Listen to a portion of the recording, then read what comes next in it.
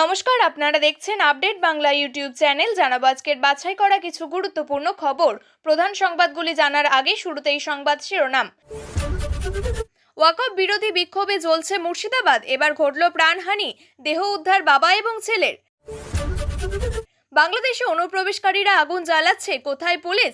মমতাকে ছেড়ে অভিষেককেই কেন নিশানা দিলীপের? তোমার সিবিআই আমার কাজকলা করেছে, প্রকাশ্য মঞ্চে বললেন অভিষেক। মোবাইল চোর সন্দেহে যুবককে পিটিয়ে খুনের অভিযোগ। 700 কোটি সম্পদ বাজেয়াপ্ত করবে ইডি, কোম্পানি ডিরেক্টর পদে সোনিয়া রাহুল। দলবদলে আসা নেতাকে আনুষ্ঠানিকভাবে রাজ্য সভাপতি ঘোষণা করল বিজেপি। চাকরি দেওয়ার নামে টাকা তুলেছিলেন সৌমিত্র, বাঁকুড়ার মিছিল থেকে তোপ তৃণমূলের। এবার আসছি বিস্তারিত খবরে। ওয়াকফ বিরোধী বিক্ষোভে জ্বলছে মুর্শিদাবাদ, সেখানেই গুলিবিদ্ধ 3 জনের মৃত্যু। মুর্শিদাবাদের শামশেরগঞ্জে 2 জনের মৃত্যু হয়েছে বলে অভিযোগ। মুর্শিদাবাদ মেডিকেলে আরও এক কিশোরের মৃত্যু হয়েছে। সুতির সাজুর মোড়ে গুলিবিদ্ধ কিশোরের মৃত্যু হয়েছে সেখানে। কেন্দ্রীয় সরকার যে ওয়াকফ সংশোধনী আইন পাশ করেছে সেই নিয়ে গত কয়েকদিন ধরে উত্তপ্ত মুর্শিদাবাদ। শামশেরগঞ্জে দীর্ঘ সময় বাড়িতে ওই বাবা এবং ছেলের দেহ পড়েছিল বলে জানা যাচ্ছে। স্থানীয়রা পুলিশকে খবর দেন, পুলিশ দেহ দুটি উদ্ধার করা হয়। ময়না তদন্তের জন্য দেহ দুটি জঙ্গিপুর হাসপাতালে নিয়ে যাওয়া হচ্ছে। তাদের কুপিয়ে খুন করা হয়ে থাকতে পারে বলে আশঙ্কা। অন্যদিকে সুতির সাজুর মোড়ে গুলিবিদ্ধ হয় ওই কিশোর। সুতিতে গতকাল 2 কিশোর গুলিবিদ্ধ হয়, তাদের মধ্যে একজনের মৃত্যু হয়। ওয়াকফ আইন বিরোধী বিক্ষোভ ঘিরে মুর্শিদাবাদ যেভাবে উত্তপ্ত হয়েছে সেই নিয়ে আজ শান্তি বজায় রাখার আবেদন জানিয়েছেন মুখ্যমন্ত্রী মমতা বন্দ্যোপাধ্যায়। প্ররোচনায় পা না দিতে আর্জি জানান তিনি। কেন্দ্রের আইন এ রাজ্যে প্রযোজ্য হবে না, কেন্দ্রের বিরুদ্ধে কিছু বলার থাকলে সেখানে বলতে হবে বলেও জানান তিনি। এর পাল্টা মমতাকে কটাক্ষ করেন বিরোধী দলনেতা শুভেন্দু অধিকারী। অরাজকতার দায় নিয়ে মুখ্যমন্ত্রীর পদত্যাগের দাবি করেছেন তিনি। অন্যদিকে মুর্শিদাবাদের পরিস্থিতি নিয়ে কলকাতা হাইকোর্টের দ্বারস্থ হয়েছেন। কলকাতা হাইকোর্টে শুনানি হতে চলেছে। বিচারপতি সৌমেন সেন, বিচারপতি রাজা বসু চৌধুরীর ডিভিশন বেঞ্চে শুনানি হবে। মুর্শিদাবাদ তথা গোটা রাজ্যের পরিস্থিতি নিয়ন্ত্রণে আনতে গেলে কেন্দ্রীয় বাহিনী নামানো ছাড়া উপায় নেই বলে দাবি করেছেন তিনি।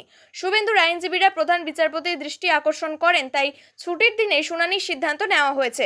আর কিছুক্ষণ পরেই সেই নিয়ে নির্দেশ দিতে পারে কলকাতা হাইকোর্ট। ওয়াকফ সংশোধনী আইন প্রত্যাহারের দাবিতে অগ্নিগর্ভ পরিস্থিতি তৈরি হয় মুর্শিদাবাদের দিকে দিকে। জঙ্গিপুর থেকে শুরু হওয়া অশান্তির স্রোত ছড়িয়ে পড়ে সুতি, শামশেরগঞ্জ, ধুলিয়ান সহ একাধিক এলাকায়। বেপরোয়াভাবে ভেঙে তছনছ করে দেওয়া হয় সরকারি এবং বেসরকারি সম্পত্তি। শুক্রবারের পর শনিবারেও অশান্তি ছড়ায়। পরিস্থিতি সামাল দিতে পুলিশের সঙ্গে কাঁধে কাঁধ মিলিয়ে কাজ করছে বিএসএফ। মুর্শিদাবাদে এই অশান্তি নিয়ে এবার বিজেপি নেতা দিলীপ ঘোষের নিশানায় অভিষেক বন্দ্যোপাধ্যায়। তৃণমূলের সর্বভারতীয় সাধারণ সম্পাদক অভিষেক বন্দ্যোপাধ্যায়ের একটি পুরনো ভিডিও সোশ্যাল মিডিয়ায় পোস্ট করেছেন প্রাক্তন বিজেপি সাংসদ দিলীপ ঘোষ। কোনো একটি ঘটনার পরিপ্রেক্ষিতে ওই ভিডিওতে অভিষেক বন্দ্যোপাধ্যায় পুলিশের প্রশংসা করেছেন। অভিষেক বন্দ্যোপাধ্যায় সেই ভিডিও সোশ্যাল মিডিয়ায় পোস্ট করে এবার মুর্শিদাবাদের প্রসঙ্গ টেনে বঙ্গ বিজেপির প্রাক্তন রাজ্য সভাপতি। সোশ্যাল মিডিয়ায় পাল্টা একটি ভিডিও পোস্ট করে দিলীপ ঘোষকে বলতে শোনা যাচ্ছে, অভিষেক বাবু, আপনার সেই অফিসাররা কোথায়? তাদের মুর্শিদাবাদে পাঠান না, যাদের জন্য গর্ববোধ করেছিলেন। গিয়ে দেখুন, রাস্তায় শয়ে শয়ে গাড়ি পুড়িয়ে দেওয়া হচ্ছে, হাজার হাজার দোকান ভেঙে দেওয়া হয়েছে, মন্দির ভেঙে দেওয়া হয়েছে, হিন্দুদের বাড়ি বাড়ি ঢুকে পেটানো হচ্ছে। তখন তো আপনার পুলিশকে দেখতে পাই না। কলকাতায় বসে পুলিশের প্রশংসা করছেন, যারা হিন্দুদের সমস্যার সময় থাকে না, আমরা দেখতে পাই না, তাদের প্রশংসা করছেন। বিজেপি নবান্ন অভিযান করলে আপনি গুলি চালাতে চান, আর বাংলাদেশি অনুপ্রবেশকারীরা যখন আগুন জ্বালাচ্ছে তখন তো গুলি বন্দুক দেখতে পাচ্ছি না। এদিকে রাজ্যের ওয়াকফ অশান্তি রুখতে আজ শান্তির বার্তা দিয়েছেন মুখ্যমন্ত্রী মমতা বন্দ্যোপাধ্যায়। এক্স হ্যান্ডেলে শনিবার মুখ্যমন্ত্রী লিখেছেন, সব ধর্মের সকল মানুষের কাছে আমার একান্ত আবেদন, আপনারা দয়া করে শান্ত থাকুন, সংযত থাকুন। ধর্মের নামে কোনো অধার্মিক আচরণ করবেন না। প্রত্যেকটা মানুষের প্রাণই মূল্যবান। রাজনীতির স্বার্থে দাঙ্গা লাগাবেন না। দাঙ্গা যারা করছেন তারা সমাজের ক্ষতি করছেন। মনে রাখবেন, যে আইনের বিরুদ্ধে অনেকে উত্তেজিত, সেই আইনটি কিন্তু আমরা করিনি। আইনটি কেন্দ্রীয় সরকার করেছে, তাই উত্তর যা চাওয়ার কেন্দ্রীয় সরকারের কাছেই চাইতে হবে। আমরা এ বিষয়ে আমাদের বক্তব্য সুস্পষ্টভাবে বলেছি, আমরা এই আইনকে সমর্থন করি না। প্রকাশ্য মঞ্চ থেকে এবার বিরোধীদের বার্তা তৃণমূলের সর্বভারতীয় সাধারণ সম্পাদক অভিষেক বন্দ্যোপাধ্যায়ের। জানালেন, বিগত কয়েক বছর ধরে ইডি এবং সিবিআই এর মতো কেন্দ্রীয় সংস্থার বিরুদ্ধে লড়াই করেছেন তিনি। নিম্ন আদালত থেকে উচ্চ আদালত কিছুই বাকি থাকেনি, কিন্তু ইডি সিবিআই তার কাজকলা করেছে, আগামী দিনেও কাজকলা করবে। শনিবার সোদপুরে Jagannath institute of medical science and হসপিটালের উদ্বোধনী অনুষ্ঠানে উপস্থিত হন অভিষেক। ওই মঞ্চে উপস্থিত ছিলেন তৃণমূল বিধায়ক মদন মিত্র। আর সেখানে বক্তৃতা দিতে গিয়ে অভিষেক বলেন, স্বাস্থ্যসাথী থেকে শুরু করে বিভিন্নভাবে বিভিন্ন সময় আমাদের সরকার মানুষের পাশে দাঁড়িয়েছে।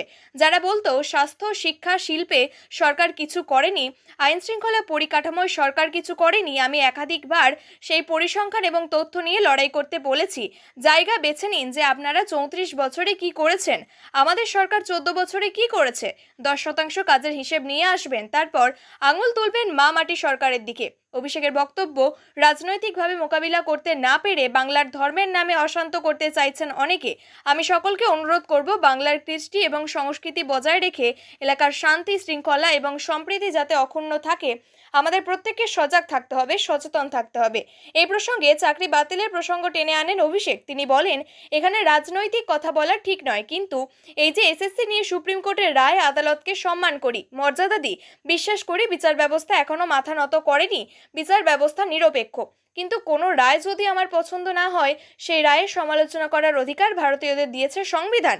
এই রায়ের মাধ্যমে কোথাও যেন আমার মনে হচ্ছে বিজেপির যে বৈমাতৃত্ব সুলভ আচরণ, বাংলার মানুষের প্রতি ধারাবাহিক যে বৈমাতৃত্ব সুলভ আচরণ এবং মানসিকতা, তার প্রতিফলন এই রায়ে দেখতে পেয়েছি। তিনি বলেন, আমি জোর গলায় বলছি, গত 5, 6, 7 বছর ধরে ইডি, সিবিআই এর বিরুদ্ধে লড়াই করছি।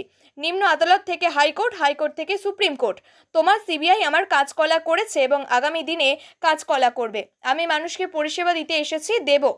কেশাগ্র স্পর্শ করে দেখাও মানুষের ক্ষমতা কি, বুঝিয়ে দেব। শুধু ভোটে জেতা লক্ষ্য নয়, মানুষের সেবায় নিজেকে যুক্ত করতে হবে বলে দলের নেতাদের বার্তা দেন অভিষেক। অভিষেক জানিয়েছেন, যাদের কাজ কুৎসা করা তারা করবে, জনপ্রতিনিধি হিসাবে মানুষের সেবা করে যেতে হবে।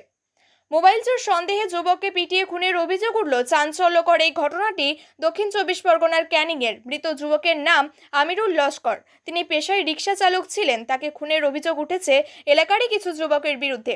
চন্দনেশ্বর থানায় পুলিশ আধিকারিকরা ঘটনা তদন্ত শুরু করেছে। মৃতের মায়ের দাবি, অভিযুক্তরা সকলেই তৃণমূলের সঙ্গে যুক্ত, যদিও তৃণমূল এই অভিযোগ অস্বীকার করেছে। ঘটনায় তদন্ত করছে পুলিশ। অভিযোগ, শুক্রবার রাতে ক্যানিং পূর্ব বিধানসভা এলাকার চন্দনেশ্বর থানার বাকরি গাজীপুরের বাসিন্দা ওই যুবককে বাড়ি থেকে তুলে আনা হয়। এরপর তাকে পিটিয়ে খুন করা হয়। ঘটনা ধামাচাপা দিতে ওই যুবকের দেহ ফেলে দেওয়া হয় পুকুরে। শনিবার সকালে মাঠের মাঝখানে থাকা পুকুরে যুবকের দেহ ভাসতে দেখেন স্থানীয় বাসিন্দারা। তারপর আমিরুলের পরিবারের সদস্যরা গিয়ে দেহ শনাক্ত করেন। মৃতের মা আনিশা বিবি বলেন, এলাকার কয়েকজনের সঙ্গে ছেলের ঝামেলা হচ্ছিল। ওরা আমিরুলের নামে মোবাইল চুরির অপবাদ দেয়। অভিযুক্তরা সকলেই তৃণমূল কংগ্রেসের সঙ্গে যুক্ত। ওরাই রাতে বাড়িতে এসে ফের ফোন চুরি নিয়ে ঝামেলা শুরু করে। টেনে নিয়ে যায় ওকে, তারপরেই মেরে দেহ পুকুরে ফেলে দেয়। পিটিয়ে পিটিয়ে মেরেছে ওকে। মৃতের স্ত্রী বলেন, বাড়ি থেকে তুলে নিয়ে গিয়ে পিটিয়ে খুন করা হয়েছে স্বামীকে। কী কারণে আমিরুলকে খুন করা হয়েছে সেই বিষয়ে পরিষ্কার করে এখনো কিছু বলেনি পুলিশ। ন্যাশনাল হেরাল্ড মামলায় অ্যাসোসিয়েটেড জার্নাল লিমিটেড এবং ইয়ং ইন্ডিয়া সংস্থার 700 কোটি টাকার সম্পত্তি বাজেয়াপ্ত করার চূড়ান্ত প্রক্রিয়া শুরু করেছে ইডি। শনিবার ইডি জানিয়েছে, বেআইনিভাবে আর্থিক লেনদেনের মামলায় এই পদক্ষেপ করতে চলেছে তারা। ইডি জানিয়েছে, এই সম্পদের মধ্যে আছে দিল্লি, লখনৌ এবং মুম্বাইয়ের ন্যাশনাল হেরাল্ডের মালিক সংস্থা এজিএল এর নাম থাকা জমি, বাড়ি এবং বিপুল পরিমাণ অস্থাবর সম্পদ। এর মধ্যে উল্লেখযোগ্য হল দিল্লিতে বাহাদুর শাহ জাফর মর্গে অবস্থিত national Herald building. National Herald পত্রিকা 2008 সাল থেকে ছাপা বন্ধ। 2017 সালে পত্রিকাটির অনলাইন ভার্সন চালু হয়। ইংরেজির পাশাপাশি হিন্দিতে নবজীবন এবং উর্দুতে কওমি আওয়াজ এর অনলাইন ভার্সনও প্রকাশিত হয়। 1938 সালে জওহরলাল নেহেরুর হাত ধরে চালু হওয়া ন্যাশনাল হেরাল্ড কংগ্রেসের রাজনৈতিক মতাদর্শকে পাথেয় করে চলে। পত্রিকাটির মালিক এজিএল। এই সংস্থার সঙ্গে ইয়ং ইন্ডিয়া নামে সংস্থার আর্থিক লেনদেনের অভিযোগ ঘিরে রাজনীতি একসময় সরগরম হয়েছিল। বেআইনি পথে আর্থিক লেনদেনের অভিযোগ পেয়ে তদন্ত শুরু করে ইডি। তদন্তে ওই সংস্থা প্রাক্তন 2 কংগ্রেস সভাপতি মল্লিকার্জুন খাড়গে এবং রাহুল গান্ধীকে তলব করে। অধুনা বন্ধ ন্যাশনাল হেরাল্ডের সম্পত্তি আত্মসাৎ করার অভিযোগও রয়েছে তাদের বিরুদ্ধে। সম্পত্তি হাত বদলেই বেআইনি লেনদেন হয়েছে বলে ইডির অভিযোগ। অন্যদিকে কংগ্রেসের বক্তব্য, সম্পত্তি হাত বদল হলেও তাতে কোনো ধরনের অর্থ লেনদেন হয়নি। ফলে যে ক্ষেত্রে টাকা পয়সার লেনদেন হয়নি, সেক্ষেত্রে বেআইনি কারবারের অভিযোগ ভিত্তিহীন। এই ব্যাপারে কংগ্রেস এবার আইনি লড়াই চালাবে। তাৎপর্যপূর্ণ বিষয় হল, 2008 সালে কংগ্রেস নেতৃত্বাধীন ইউপিএ সরকার যখন ক্ষমতায়, তখন দীর্ঘদিন আর্থিক সংকটে ভুগতে থাকা পত্রিকাগুলি বন্ধ হয়ে যায়। 2 বছর পর জন্ম নেয় ইয়ং ইন্ডিয়া প্রাইভেট লিমিটেড নামে একটি প্রতিষ্ঠান। কংগ্রেস জানিয়েছে, ন্যাশনাল হেরাল্ডের মালিক অ্যাসোসিয়েটেড জার্নাল লিমিটেডকে ঋণমুক্ত করার জন্য আইনি প্রয়োজনে ইয়ং ইন্ডিয়া প্রাইভেট লিমিটেড গঠন করা হয়েছিল। সেই সংস্থার 38% করে মোট 76% শেয়ার রয়েছে সোনিয়া এবং রাহুলের নামে। বাকি 24% ছিল কংগ্রেস নেতা মতিলাল ভোরা, অস্কার ফার্নান্ডেজ এবং স্যাম পিত্রোদা প্রমুখের নামে বরাদ্দ। এই বিষয়ে অনিয়মের অভিযোগ তুলে দিল্লি আদালতে মামলা করেছিলেন বিজেপি নেতা সুব্রহ্মণ্যম স্বামী। স্বামী আদালতে প্রশ্ন তোলেন, কংগ্রেস যদি তাদের মুখপত্রের কাছে প্রাপ্য 90 কোটি টাকা মুকুব করে দিতে চাইতো তবে তারা নিজেদেরই একটা প্রস্তাব গ্রহণ করে দিতে পারত। কেন তারা সে পথে না হেঁটে নতুন কোম্পানি তৈরি করলো? তার আরও প্রশ্ন, কেন সোনিয়া এবং রাহুলের নামে কোম্পানির 76% শেয়ার বরাদ্দ করা হয়েছিল? কংগ্রেসের বক্তব্য, ন্যাশনাল হেরাল্ডের ঋণ মুক্তি, সম্পত্তি হস্তান্তর ইত্যাদির সঙ্গে আর্থিক লেনদেনের কোনো সম্পর্ক নেই। এটি ছিল অলাভজনক উদ্যোগ। ইয়ং ইন্ডিয়াও ট্রাস্ট হিসাবে কাজ করে, এটির সঙ্গে কোনো লোকসানের কোনো সম্পর্ক নেই। ফলে 76% মালিকানা সোনিয়া এবং রাহুলের নামে থাকলেও তার 1 পয়সা কোম্পানি থেকে নেননি এবং সম্পত্তির তারা ব্যক্তিগতভাবে মালিক নন। অন্যদিকে সুব্রহ্মণ্যম স্বামীর বক্তব্য, নতুন কোম্পানি তৈরি এবং সোনিয়া রাহুলদের সিংহভাগ মালিকানা দেওয়াটাই রহস্যজনক, সেই কারণে তিনি ফৌজদারি মামলা ঠুকেছিলেন। তামিলনাড়ুর বিজেপির নয়া রাজ্য সভাপতি হিসাবে প্রাক্তন রাজ্য এআইএডিএমকের মন্ত্রী নাইয়ার নগেন্দ্রর নাম ঘোষণা করা হলো। আগামী বছর তামিলনাড়ুর বিধানসভা নির্বাচনের আগে কে আন্নামালাইয়ের পরিবর্তে 3বারের বিধায়ক নাইয়ারকে তামিলনাড়ু বিজেপির সিংহাসনে বসালেন অমিত শাহ, জেপি নাড্ডারা। এর ফলে একটা মিথ ভাঙল। দলবদলে আসা নেতাদের মুখ্যমন্ত্রী, মন্ত্রী, সাংসদ, বিধায়ক করলেও দলের সঙ্গে রাজ্য ইউনিটের মাথায় বসায় না বিজেপি। এই মিথ ভেঙে তামিলনাড়ুতে জয়ললিতার দল ছেড়ে বিজেপিতে আসা রাজ্যের প্রাক্তন মন্ত্রীকেই রাজ্য সভাপতির পদে বসালো বিজেপি। চাকরি দেওয়ার নাম করে টাকা তুলেছিলেন বিষ্ণুপুরের বিজেপি সাংসদ সৌমিত্র খাঁ। বাঁকুড়ার মিছিল থেকে এমনই অভিযোগ করল তৃণমূল। একা সৌমিত্র নন, বিধায়ক দিবাকর ঘরামি, দীপালি সাহার বিরুদ্ধেও আঙুল তুলেছেন তারা। পাল্টা দিয়েছে বিজেপিও। তাদের দাবি, তখন কেন সৌমিত্রকে গ্রেপ্তার করতে পারলেন না? সুপ্রিম রায়ে এসএসসির 26,000 চাকরি বাতিলের বিরোধিতায় রাস্তায় নেমে প্রতিবাদ করছে সোনামুখী তৃণমূল। সোনামুখী সিনেমাতলা থেকে চৌমাথা মোড় পর্যন্ত একটি মিছিল করে তারা। সেই মিছিলের শেষে সোনামুখী পৌরসভার ভাইস চেয়ারম্যান তথা বিষ্ণুপুর পুর সাংগঠনিক জেলার আইএনটিটিইউসি সোমনাথ মুখোপাধ্যায়ের প্রশ্ন, দিবাকর বাবু আর সৌমিত্র বাবু কান খুলে শুনে রাখুন, আমরাও বলছি চাকরিতে দুর্নীতি হয়েছে। তৎকালীন সময়ে চাকরিগুলি দুর্নীতি কে করেছে? দীপালি সাহা এখন কোন দলে? তখন তৃণমূলে ছিল, সে এখন বিজেপিতে। দীপালি সাহার বাড়িতে গিয়ে জবাব চান। তার আরও দাবি, সৌমিত্র খাঁ সোনামুখী থেকে চাকরি দেওয়ার নামে আপনি কত টাকা তুলে নিয়ে গিয়েছিলেন? তৃণমূলের সাংসদ থাকাকালীন কত ছেলেকে মিথ্যাচার করে পয়সা নিয়ে গিয়েছেন? প্রেসমিট করে সেই ছেলেগুলোর একবার বসাবো নাকি? তার আরও অভিযোগ, সবথেকে বেশি চাকরি হয়েছে মেদিনীপুর জেলায়। শুভেন্দু অধিকারী ঠাকুর ঘরে কেড়ে আমি তো কলা খাইনি, যত চুরি করবে তোমরা আর চোরের মায়ের বড় গলা। সোমনাথ মুখোপাধ্যায় আরও অভিযোগ করেন, এখনও বেশ কিছু ছেলে যাদের চাকরির প্রতিশ্রুতি দিয়েছিলেন তারা সৌমিত্র খাঁকে ফোন করেন, কিন্তু সৌমিত্র খাঁ ফোন ধরেন না। চাকরিগুলো করে দেয়নি, পয়সা মেরে দিয়েছেন, আমরা তার প্রমাণ দিয়ে দিতে পারি। এই বক্তব্যে পাল্টা সোনামুখীর বিজেপি বিধায়ক দিবাকর ঘরামি বলেন, আপনি বলছেন সৌমিত্র খাঁ যিনি এখন আমাদের সাংসদ, তিনি যখন তৃণমূলের সাংসদ ছিলেন তখন নাকি তিনি টাকা তুলেছেন। পুলিশ প্রশাসন সবকিছু তো আপনাদেরই, তাহলে এর বিরুদ্ধে একটাও কেস করেননি কেন? এখনও সৌমিত্র খাঁকে ধরেননি কেন? আপনারা পারবেন না। সৌমিত্র খাঁ সেই সময় চুরির প্রতিবাদ করেছে বলে চুরি করবে না বলে ওই দল থেকে বেরিয়ে এসে বিজেপি করছে। প্রিয় দর্শক, নিয়মিত সঠিক খবরগুলি সঠিক টাইমে পেতে সাবস্ক্রাইব করুন আপডেট পত্রিকা চ্যানেলটিকে।